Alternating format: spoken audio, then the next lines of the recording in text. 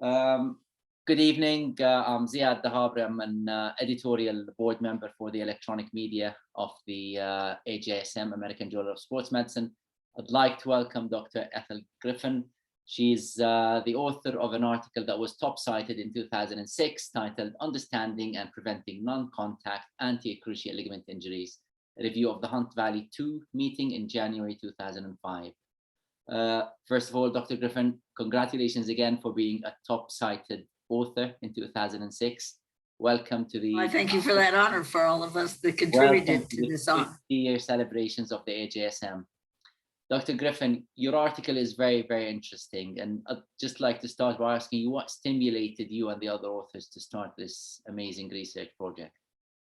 Actually, it was one of the meetings, the annual meetings for the Sports Medicine Society. And there we had just gotten finished with an instructional course on women athletes and their injuries. And we were all talking about the increased risk of ACLs in women and how could you prevent that this was an injury that's all far too common. And it's an injury that costs society a lot of money for fixing, and it caused a lot of hardships because although we were reconstructing ACLs, we were not diminishing the rate of arthritis afterwards. And so there was Carol Tice, Joe Hannafin, Marlene DeMaio. There were a lot of us women gathered together, and we went to Bill Garrett and said, Dr. Garrett, what do you think about this idea? Because he was a mover and shaker in this area as well. And he said, I think it's great. I bet you could find some seed money to do it. And so with that started the nidus of putting together the ideas, the thoughts, and the meeting in general. That's super. That's exciting. Well, this brings me to the other question.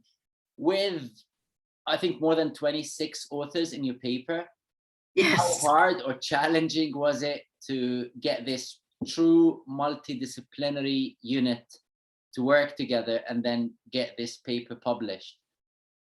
Actually, it was wonderfully easy because all those people involved had been involved in an area where we were all in separate silos, and getting everybody together was a very exciting probability for everybody and possibility for everybody. And so they paid their own money to go. We had money for a room, we had money for some food, but we didn't have money to take people there. And so people volunteered to come, and they were all the people that a lot of them were highly involved in this area. And I think it was exciting to them to see the energy of everybody there together, trying to figure out, what do we know? What don't we know?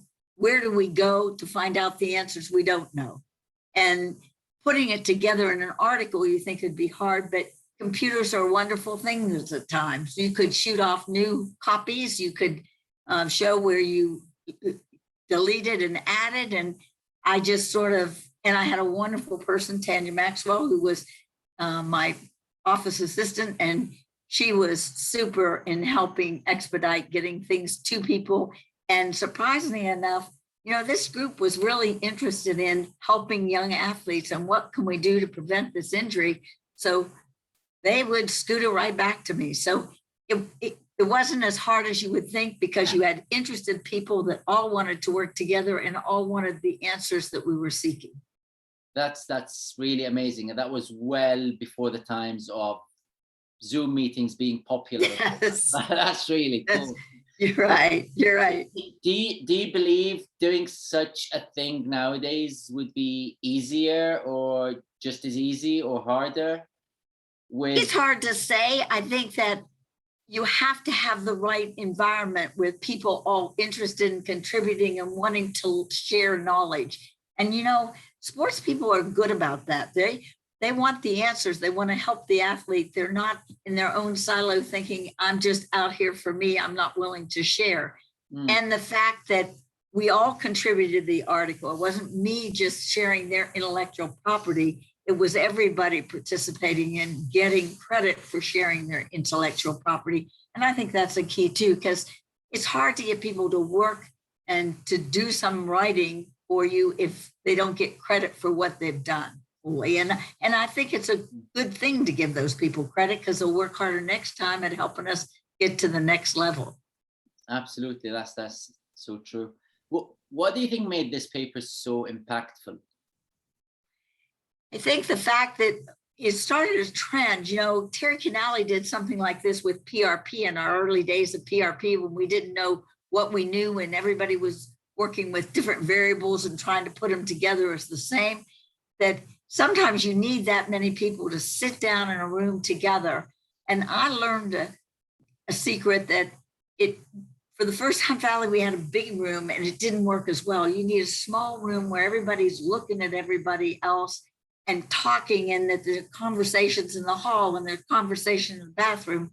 And that gets an energy going that I think you can't have as a single person. And I know you were curious to say, could you do it as a Zoom meeting? I guess you can, but sometimes you lack that energy of people just being all in the same room, feeding each other with their questions and answers.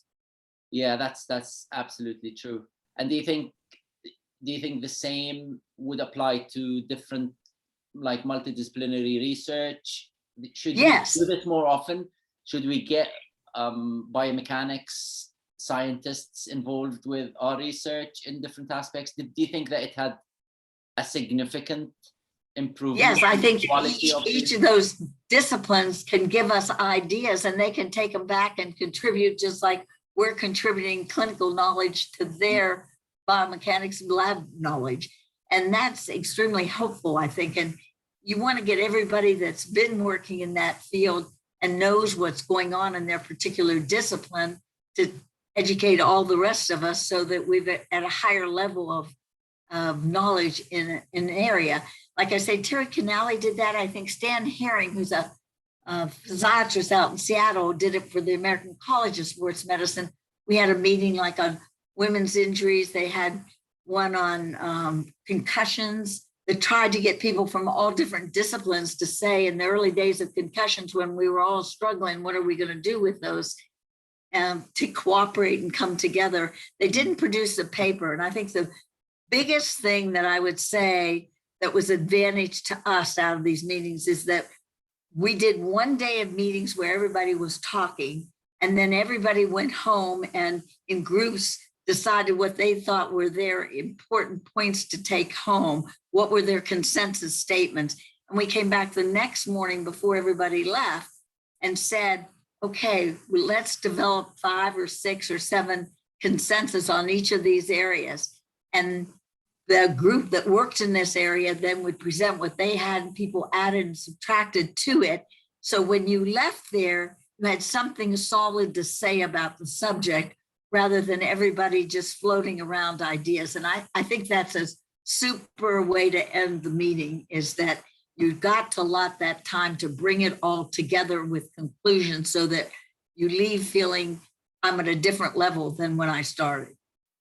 That's super. So you had more or less an idea of what the paper might look like by the end of the meeting. Right. We had it divided, because the other thing is you have to have a well-constructed agenda. You have to know, what do you want out of this meeting? So we had, we want to divide it into what were the risk factors and what do we know and what don't we know about them? What are the biomechanics of injury and what do we know and what don't we know? And then what are the existing programs and what have been their weakness and what have been their strength? And if you had to give a program for prevention, how do you start creating one, and what are the elements we must have in order to be able to use the data gathered by that group to further our science? That's super. That's super. Would you do anything differently if you had to do a similar type of research? I think that turned out fine. But I think the first one I ever had like that, I had too big of a room, and too big of a room doesn't create the camaraderie of a smaller room and making everyone sit so they're sort of talking together in a big table if you can, or in smaller tables organized in some grouping so that it doesn't feel like someone's lecturing to everybody else, but we're really hearing what someone says and then having a discussion about it. That's so amazing. The agenda for ahead of time, making sure you get consensus statements before you leave, and making sure the room is set up so that it breeds congeniality, it breeds discussion, is, I think, the critical points that I took away from that. And then let everybody tell them before they come, if they have a talk, please write it out for us and have it in written form or electronic form, and then get at least that to begin working on your paper. So now you've got something solid to say, how do we organize these talks on risk factors, and put it together, and I'd do a skeleton outline and then send it to everybody that contributed and say, how do we make this better? Is this what you want to say? And that started that ball game a lot easier than if you had nothing to start with. That's great. It's great chatting with you about this amazing project. And well, I appreciate it, and I know everybody else that contributed would say the same as I do. I'm sure, and that goes to all the authors, of course. And happy to see AJSM.